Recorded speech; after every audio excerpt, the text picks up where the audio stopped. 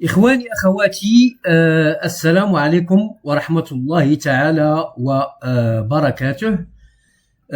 اليوم عندنا الحلقة الخامسة ديال دورة تعلم الفوتوشوب بالنسبة للمبتدئين والمتعلمين على حد سواء. بطبيعة الحال كنت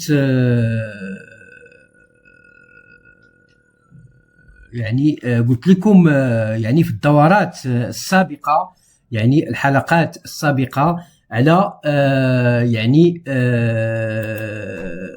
الدور بالضبط ديال هاد الأدوات اللي موجودين بطبيعة الحال على يسار التطبيق ديال الفوتوشوب. عطيت كل حاجة، شنو هو التعريف ديالها بالتحديد، وشنو هو الدور ديالها والنشاط ديالها بالنسبة للتطبيق ديال الفوتوشوب. إذن كما كتشاهدوا إخواني أخواتي، هذه هي الواجهة ديال الفوتوشوب.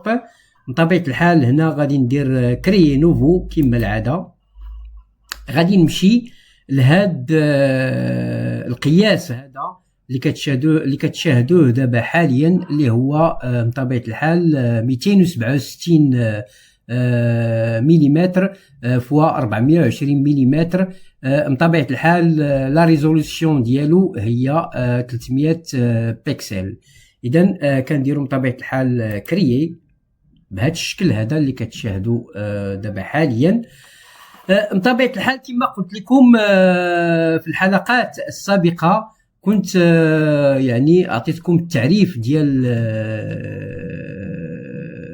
هاد الأدوات هادو، اوتي ديبلاسمون، شنو هو التعريف ديالو باللغة العربية وشنو هو الدور ديالو بالتحديد.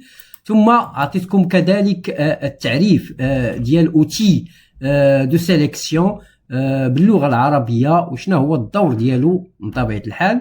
ثم كذلك أعطيتكم التعريف ديال اوتي لاسو باللغة العربية وشنو هو الدور ديالو بطبيعة الحال في التطبيق ديال الفوتوشوب. ثم انتقلت لكم من بعد التعريف ديال اوتي دو سيليكسيون باللغة العربية وشنو هو الدور ديالها بالتحديد. ثم أعطيتكم كذلك التعريف ديال اوتي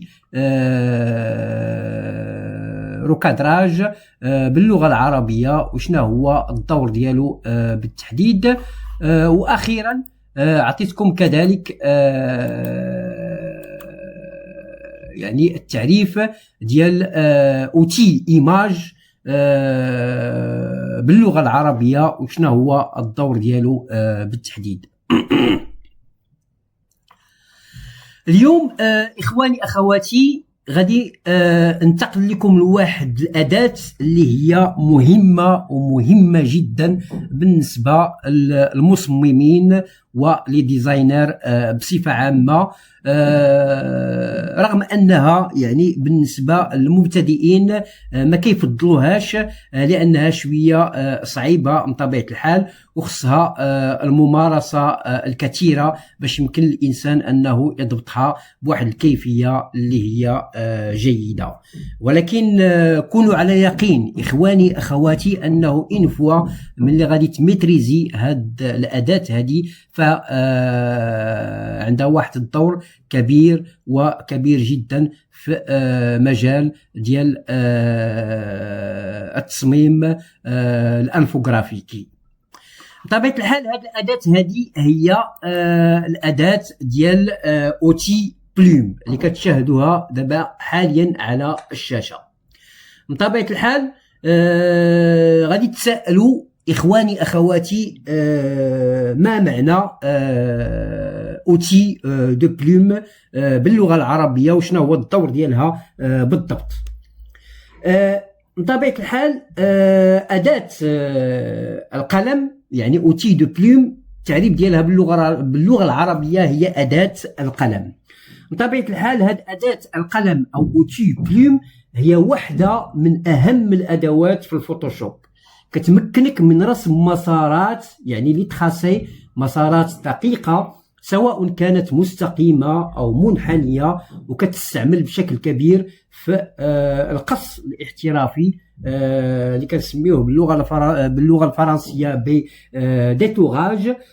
كذلك كتستعمل في إنشاء أشكال معقدة، وكذلك كتستعمل بشكل كبير في تصميم الشعارات بمعنى لي لوغو، وكذلك عندها واحد الدور كبير وكبير جدا في التحكم الكامل في المنحنيات والحدود. نعطيكم مثال، ولكن قبل ما نعطيكم مثال باش تفهموا بالضبط الدور ديال هاد الأداة هذه، بطبيعة الحال لابد خصني نبين لكم يعني كيفية الاستعمال ديال هاد الأداة هذه في هاد لو بلان دو ترافاي اللي كتشوفوه دابا حاليا على الشاشة. إذا حنا درنا دابا لا سيليكسيون ديال اوتي دو بلوم. بطبيعة الحال غادي نحاولوا ما امكن اننا نكبروا الشاشه باش تتضح لكم الامور بكيفيه ممتازه. اذا كنكليكيو بهذه الطريقه هذه بالكورسور ديال لو كلافي ديالي، كتعطينا واحد النقطه كما كتشاهدوا، وكتلاحظوا بان هاد الاداه هذه عندها يعني الى زدنا كبرنا الشاشه اكثر كنلاحظوا بانها عندها واحد يعني واحد الرمز على شكل قلم حبر بهذه الطريقه هذه. اذا كما قلنا كتعطينا هذه النقطه هذه. الا مشينا واحد النقطه اخرى كنلاحظوا بانه كتعطينا مستقيم، يعني خط مستقيم.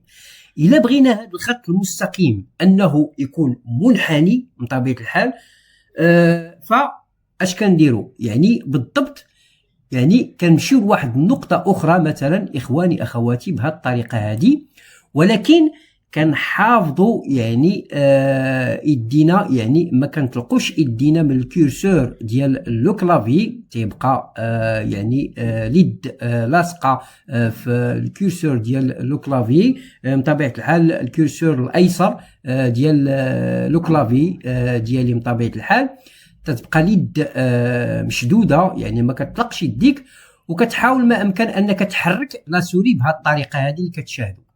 اذا اش كتلاحظوا بان هذا الخط اللي كان مستقيم راه ولا دابا حاليا منحني بطبيعه الحال. مثلا غادي نطلق يدي من الكورسور بهذه الطريقه هذه، غادي يمكن ليا انه مثلا نزيد نجر مثلا بهذه لا فاصون هذه اللي كتشاهدوا، مثلا تعطينا هذا الشكل هذا الهندسي يعني بهذه الطريقه هذه، وانا غادي وكنجر يعني بهذه لا فاصون هذه مثلا، يعني بهذه الطريقه كتعطيني هذا الشكل الهندسي اللي كتشاهدوه دابا حاليا على الشاشه. عفوا بهذه الطريقه هذه مثلا، هذا بطبيعه الحال كنكليكي عليه كنجر بهذا لا فاصون، مثلا يمكن لي ندير بحال هذا الشكل هذا مثلا، وعاود انجر يعني الكورسور بهذا لا فاصون هذه اللي كتشاهدوا مثلا، وبطبيعه الحال كندير الت يعني بهذه الطريقه اللي كتشاهدوا دابا حاليا، وكنجر يعني حتى كتعطينا هذا الشكل الهندسي اللي كتشاهدوه دابا حاليا. اذا كنجر بهذه الطريقه هذه، كيمكن لي انني مثلا نحرك هذه الصوره هذه، يمكن لي بطبيعه الحال هذا الشكل هذا كما كتشاهدوه انه عفوا يعني انه يعني نحركه يعني بهذه لا فاصون هذه، يعني مثلا هذا الشكل هذا اللي كتشاهدوا دابا حاليا يعني هكا بطبيعه الحال، انه مثلا يعطينا يعني غادي ندير ليه واحد طبقه جديده كما كتلاحظوا بهذه الطريقه هذه بطبيعه الحال. هي الطبقه كما كتشاهدوا هنايا بطبيعه الحال. هذه الطبقه هذه يمكن لي انني ندير كونترول تي باش يمكن لي يعني نصغر هذا الشكل الهندسي او نكبرو كما بغيت، وهو بطبيعه الحال هو على شكل يعني شكل هندسي منحني. يعني هذه غير اعطيتكم يعني التعريف وكيفيه يعني تطبيق هاد اداه القلم بطبيعه الحال في يعني في لو كالك ديالي او في الطبقه ديالي او في المشروع ديالي اللي باغي ندير. اذا يمكن لي نرجع ندير كونترول زد بهذه الطريقه اللي كتشاهدوا اخواني اخواتي بهذه لا فاصون هذه. اذا يمكننا مثلا واحد النقطه اللي هي جد مهمه واساسيه. هاد بطبيعه الحال هاد الدور ديال اداه القلم انها كترسم مسارات دقيقه. مثلا نقدر نرسم خطوط مستقيمه ولا منحنيه بدقه كبيره. بطبيعه الحال عندها واحد الدور كذلك مهم. هذا الدور هذا هو القص، يعني اللي كنسميوه بالفرنسيه بديتوغاج. يعني كيمكن لك تعزل اي عنصر في الصوره او في لو كالك بطبيعه الحال بدقه احسن من ادوات التحديد السريعه الاخرى اللي ذكرناها بطبيعه الحال، اللي هما بطبيعه الحال كاين عندنا مثلا اوتي ريكتانغل دو سيليكسيون، عندنا كذلك اوتي لاسو، وعندنا كذلك حتى اوتي دو سيليكسيون دوبجي. اذا هنا ناخذ مثلا واحد الصوره معينه مثلا من يعني من مساحه التخزين اللي عندي هنايا في الحاسوب. ناخذ مثلا يمكن لي ناخذ مثلا نشوف هذه الصوره هذه شنو غادي تعطيني بالضبط. يمكن لي ناخذ مثلا هاد الصوره هذه اللي كتشاهدوا دابا على الشاشه. انا بطبيعه الحال لابد خصني ندير لها كونفرتير اون اوبجي ديناميك كما كتشاهدوا هكا. غادي نحاول ما امكن نكبر هاد الشاشه هذه واحد شويه بهذه الطريقه هذه. الا بغينا مثلا اننا نسيليكسيونيو هاد طبق ديال الطعام اللي كتشاهدوه دابا حاليا اللي كندور عليه بطبيعه الحال لا سوري ديالي بهذه لا فاصون هذه. كاين بزاف ديال الادوات ديال لي سيليكسيون. يمكن لي مثلا ناخذ مثلا هاد الدائره بهذه الطريقه هذه كما العاده كنديروا شيفت وكنجر بهذه لا فاصون هذه اللي كتشاهدوا دابا حاليا. ثم من بعد كنمشي كندير يعني كندير يدي في المسطره في الكيبورد ديال الحاسوب، وكان يمكن لي انه مثلا يعني عفوا هنا يمكن لي انه خصني ندير هكا بهذه الطريقه هذه. يعني يمكن لي انه مثلا يعني نزيد مثلا هاد عفوا لانه حيدت يدي من الكيرسور ديال لو كلافي. دونك غادي نعاود من جديد بهذه الطريقه باش غادي تشاهدوا مزيان. كما قلت لكم مثلا هذه كندير لها كونفرتير اون لوبجي ديناميك بهذه الطريقه هذه. ثم كنمشي مثلا لا سيليكسيون بحال هذه مثلا غادي ندير لها مثلا بهذه لا فاصون، يعني بهذه الطريقه هذه كنجر بهذه لا فاصون هذه كما كتشاهدوا. كنمشي لهاد هذه فوالا كنمشي كندير يدي في المسطره في الكيبورد ديال الحاسوب ديالي كنشد يعني كندير يدي تما باش يمكن لي نحرك هاد الدائره هذه اللي كتشاهدوا دابا حاليا مثلا. عاوتاني كنطلق يدي من المسطره ديال الكيبورد بهذه الطريقه هذه ونعاود نزيد نجر مثلا واحد شويه باش تجي لا سيليكسيون هي هذيك، ونعاود ندير يدي في المسطره ديال الكيبورد بهذه الطريقه هذه وكنجر واحد شويه وعاود نحيد يدي من المسطره ديال الكيبورد ونعاود مثلا نجر واحد شويه بلا سوري هكا وعاود ندير يدي في المسطره ديال الكيبورد. كتعطينا تقريبا بحال هذا الشكل هذا، يعني هذا غير شكل تقريبي بهذه لا فاصون. اذا اش غادي ندير دابا حاليا غادي نحيد بطبيعه الحال يعني يدي من الكلافي بطبيعه الحال من لا سوري ديالي بطبيعه الحال. ثم كنحيد كذلك يدي من المسطره ديال الكيبورد ديال الحاسوب، وكنحيد يدي في المرحله الاخيره من لو كلافي ديال شيفت اللي كاين في الحاسوب ديالي. اذا عطاتنا هاد لا سيليكسيون كما كتشاهدوا دابا حاليا. بطبيعه الحال هاد لا سيليكسيون هادي كتلاحظوا بانه راه يعني غادي نرجع هكا، الا كبرت شويه كتلاحظوا بان هاد لا سيليكسيون هادي يعني ما كتعطيش يعني داكشي بالتحديد. يعني ربما كتكون بعض المنحنيات هنايا اللي هي ماشي دقيقه، يعني بواحد الكيفيه اللي هي ممتازه. اذا بحال هذا النوع هذا بطبيعه الحال كاين ادوات اخرين اللي يمكن لها تعطي لا سيليكسيون بدقه متناهيه، اللي هي بطبيعه الحال هاد اداه القلم. يمكن ليا نمشي مثلا نديرو كنترول زد باش نرجع من الاول. غادي نمشي لهاد الاداه هذه الثانيه اوتي لاسو، نفس العمليه كدير اوتي لاسو مثلا هكا كتجر، يعني مثلا يمكن لك انك تجر يعني بهاد لا فاصون هذه، عفوا ماشي اوتي لاسو، وانما مثلا يمكن لي ناخذ بار اكزومبل هاد اوتي لاسو اللي هي مانيتيك بهاد الطريقه هذه. كنبقى نجرب بهذه الطريقه هذه كما كتشوفوا، يعني كتمشي بوحدها. يعني الذكاء المغناطيسي هو اللي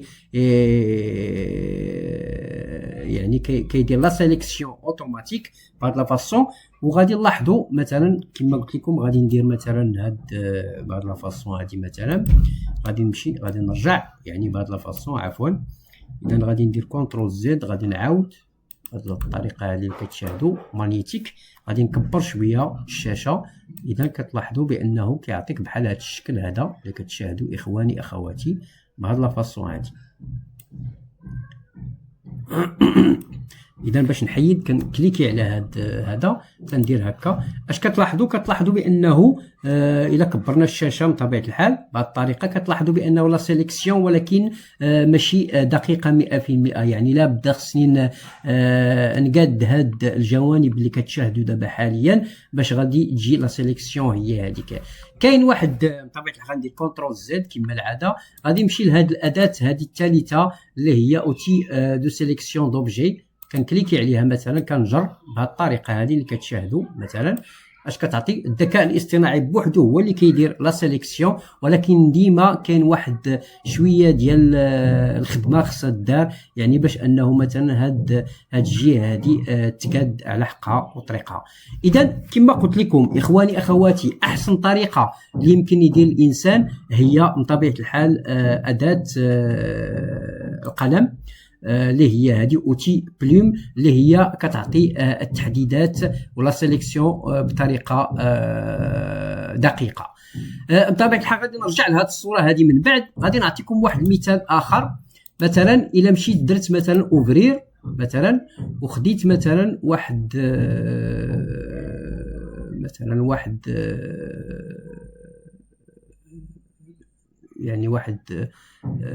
صورة أخرى. شوفوا هذه، لا شوفوا هذه مثلا، فوالا ناخذوا هذه مثلا بهذه الطريقة هذه اللي غتشاهدوا إخواني أخواتي.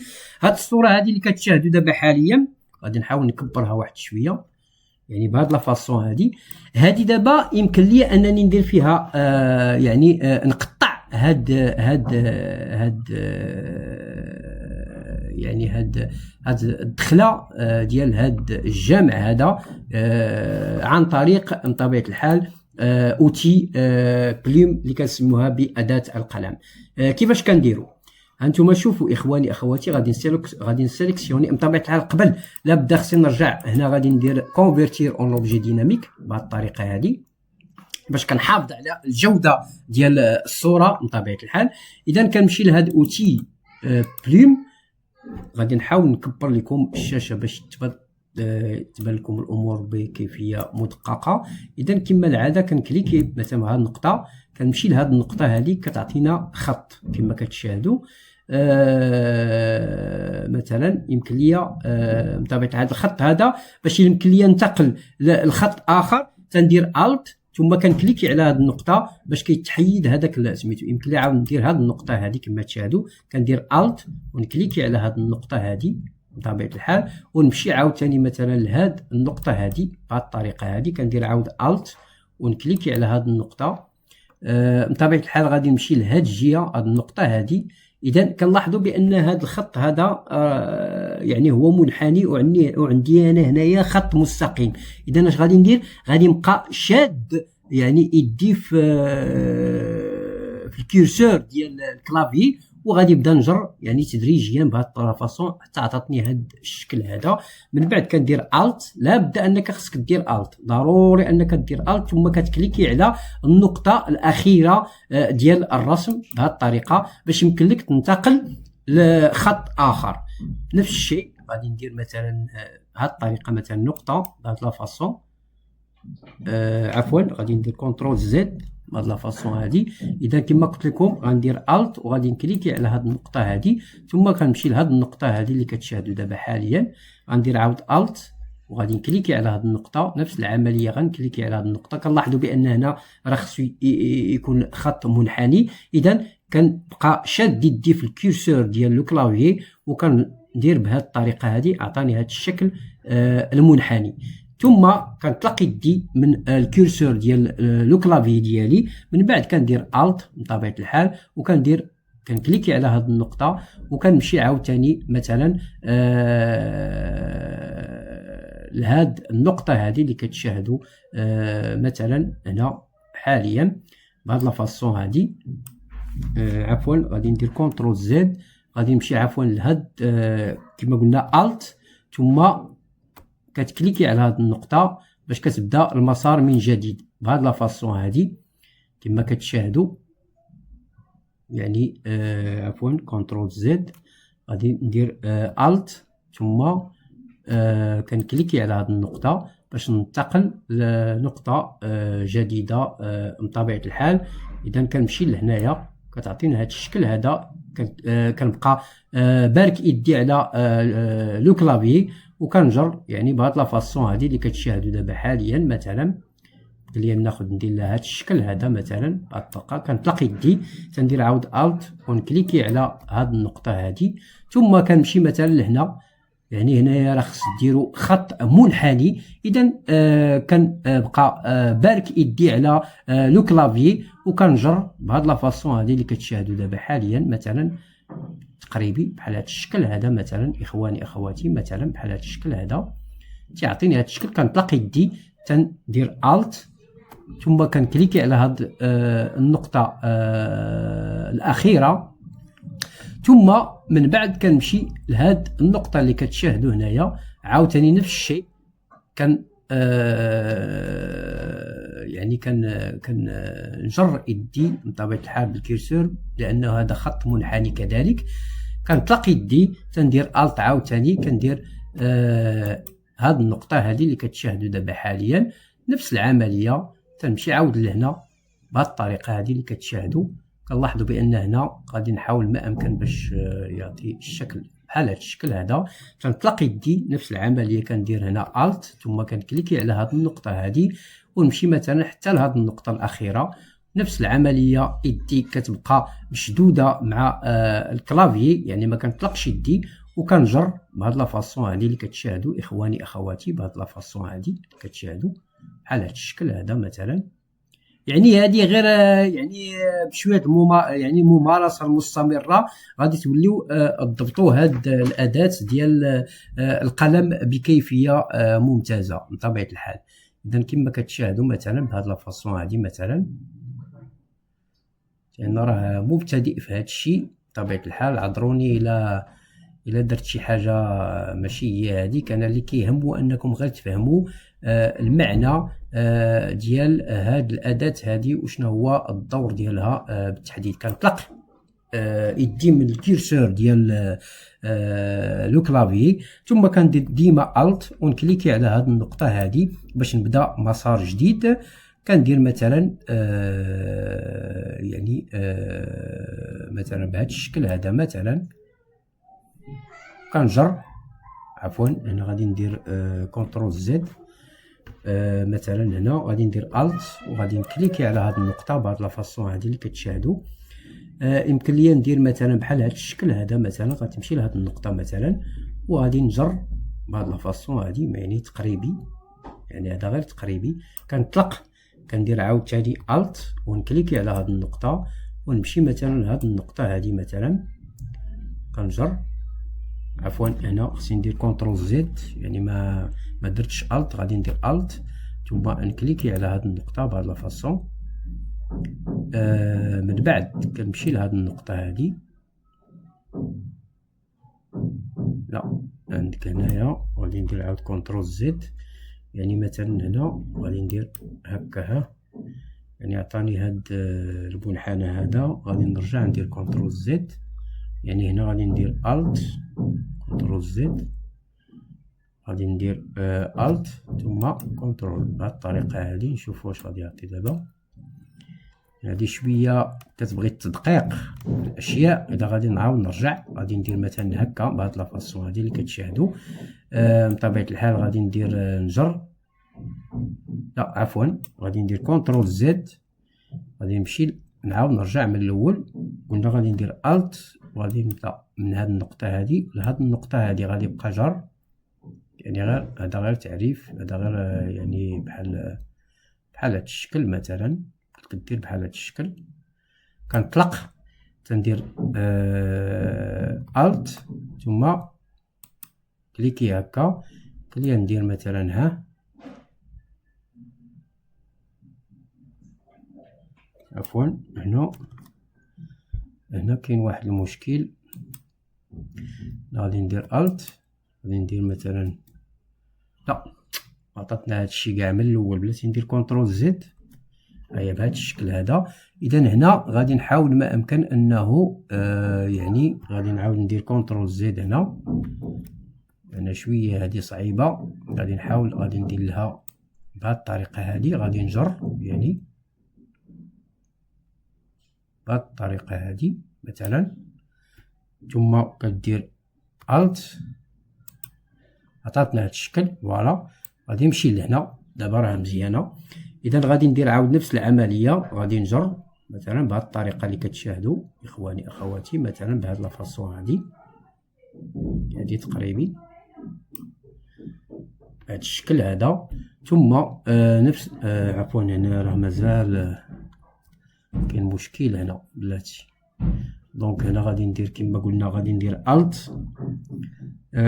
الت ثم غادي نكليكي على هذه شوفوا دابا هذه شاطاتين فوالا غادي ندير هذا الشكل هذا اللي كتشاهدوا دابا حاليا بهاد لافاصون غادي نطلق غادي ندير الت ثم نكليكي على هذا ثم غادي نمشي لهنا نفس العمليه غادي ندير الت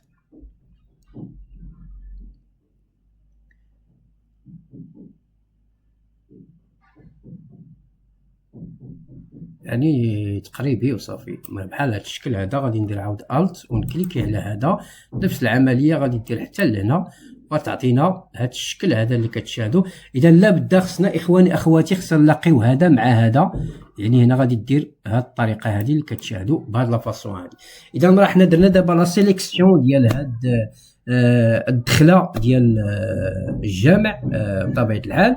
اذا اش خصنا نديرو من بعد غادي نديرو كونترول اونطري باش كنديرو لا سيليكسيون هي درت لا سيليكسيون بهاد لافاصون هادي اللي كتشاهدوا اخواني اخواتي. هنا لا بدا هاد لو كالك هذا خصني نديرو له بيكسيليزي لو كالك باش يمكن انه يتقطع هاد لو كالك هذا هاد الطرف هذا اللي درنا ليه لا سيليكسيون. اذا غادي ندير سوبريمي راه كاين عندي هنا سوبريمي في الحاسوب غندير سوبريمي هي تقطعات يعني تقطع داك الطرف اللي درنا ليه بطبيعه الحال لا سيليكسيون. يمكننا نمشيو مثلا اخواني اخواتي هنا اوفرير غادي نمشيو مثلا شي صوره معينه يمكن لي ناخذ مثلا واحد الصوره بحال هذا الشكل هذا يعني بهاد لافاصون هذه اللي كتشاهدوا هنايا مثلا الصوره ديال البحر بهاد الطريقه كما العاده غادي ندير بطبيعه الحال كونفيرتير اون اوبجي ديناميك. من بعد كما العاده يمكن لي انني ندخل هاد الصوره هذه ديال البحر ندخلها في وسط هاد الصوره او هاد الطرف اللي هو مقطع بطبيعه الحال. اذا كنديروا هاد الصوره ديال البحر كما العاده كنجروه كنجيبوه لهنايا كما كتشاهدوا هاد لافاصون هادي كنجرو عفوا هنايا غادي ندير عفوا انا كونترول زد. اذا بطبيعه الحال غادي ندير هنايا اوتي ديبلاسمون ثم كنجر كما كتشاهدوا هنا حتى لهاد الجهه هذه كما كتلاحظوا. ثم هنا غادي ندير بطبيعه الحال نو باش تحيد هذيك. اذا هانتوما كتشاهدوا دابا حاليا ها هي الصوره ديال هنا. اذا هنا باش يمكن هاد الصوره ديال البحر تكون داخل هاد الطرف اللي هو مقطع ديال الجامع، اذا المساله عاديه. اش كنديروا؟ تنحاول ما امكن انه هاد لو كالك زيرو نطلعوا الفوق بهاد لا فاصون هذه اللي كتشاهدوا حتى كتعطينا هاد اللون الازرق اللي كتشاهدوا، وكيعطينا هاد الشكل هذا اللي كتلاحظوا اخواني اخواتي بهاد لا فاصون هذه. بطبيعه الحال يمكن لي نحرك مثلا هاد يعني هاد الطرف هذا بهاد لا فاصون هذه اللي كتشاهدوا مثلا، يعني ونقاد مثلا الصوره بكيفيه ممتازه. اذا يمكن لك كما كتلاحظوا بهاد الطريقه هذه. يعني هذا دور مهم ومهم جدا بالنسبه لهاد الاداه ديال القلم، وعندها يعني واحد خاصيات كبيره وكبيره جدا، وكيستعملوها بزاف كما قلنا المصممين والناس اللي خدامين في المجال ديال التصميم، وكذلك لي لوغو بصفه عامه. اذا نرجعوا اخواني اخواتي لهاد الصوره الاولى اللي درنا هنا اللي كتلاحظوا دابا حاليا. اذا الا مشينا درنا مثلا هاد اداه القلم اللي كتلاحظوا هنايا غادي نكليكيو عليها، اذا يمكننا اننا نقادو يعني لا سيليكسيون بكيفيه دقيقه. مثلا يمكننا نديروا بهذا الشكل هذا، ثم كنجر كما كتلاحظوا هنا مثلا يمكن نجر بواحد الطريقه اللي هي ممتازه مثلا بهاد لا فاصون هذه اللي كتشاهدوا. مثلا يمكن لي مثلا نصغر ولا نكبر مثلا، يعني مثلا بحال هذا الشكل هذا اللي كتلاحظوا مثلا، يعني بحال هذا الشكل هذا، يعني بحال هاد لا فاصون. نفس الشيء كدير الت ثم كتكليكي على هذه وكتنتقل للثانيه مثلا بهذه الطريقه، نفس العمليه يعني بهذه الطريقه هذه اخواني اخواتي، يعني كتعطيك تقريبا شكل دائري وكيفيه دقيقه. مثلا بحال هذا الشكل هذا كندير عاود الت كليكي على هذا، نفس العمليه نمشي لهنا مثلا، نفس العمليه كنديروا هذه الطريقه هذه. بطبيعه الحال خصكم تكبروا الشاشه باش يبان لكم داكشي يعني بتدقيق. انا دابا غير عطيتكم فكره يعني كيفاش كيدار هاد لا سيليكسيون بهاد الاداه هادي. كتطلق مثلا نفس العمليه، كدير الت وكتكليكي على هادي، عفوا كدير كما قلنا كدير الت وكتكليكي على هادي، ثم كتمشي مثلا غادي نكبر الشاشه مثلا، غادي دير مثلا هنا نفس العمليه مثلا بهاد الطريقه، عفوا هنا مثلا غادي ندير مثلا الت كما قلنا ونكليكي هنا. ممكن لي ندير مثلا، لا هنا خصني ندير كونترول زد بهاد الطريقه كما قلنا. اذا هنا فين مشينا، عفوا غادي ندير كونترول زد مثلا بهاد لا فاصون اللي درنا قبيله. غادي دير تكليكي هنايا الت ثم تكليكي على هذه وكتمشي مثلا لهذه، يعني بهاد الطريقه هذه اللي كتشاهدوا، يعني بهاد لا فاصون هذه، يعني الى غير ذلك. حتى كتدور على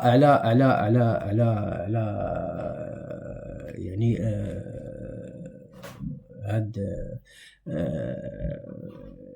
مائدة الطعام اللي هي على شكل دائري، كتدور عليها من بعد كدير لا سيليكسيون ديالها والامور كتكون يعني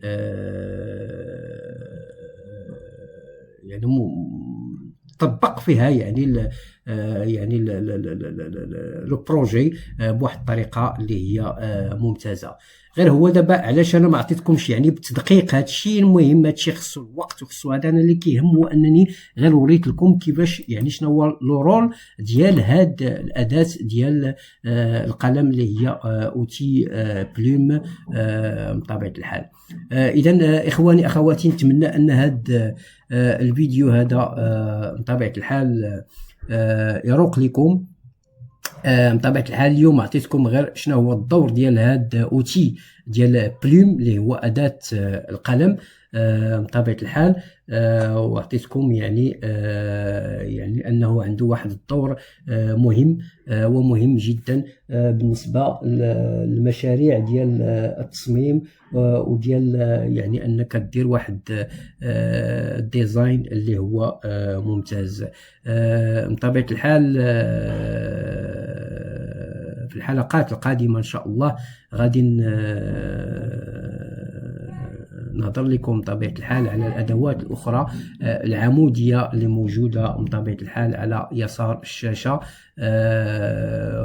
كل وحدة شنو هو التعريف ديالها بالضبط وشنو هو الدور ديالها في هذا التطبيق ديال الفوتوشوب.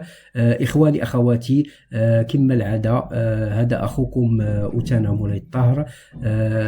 ما تنساوش ديروا لايك وتفعلوا الجرس باش يوصلكم كل ما هو جديد.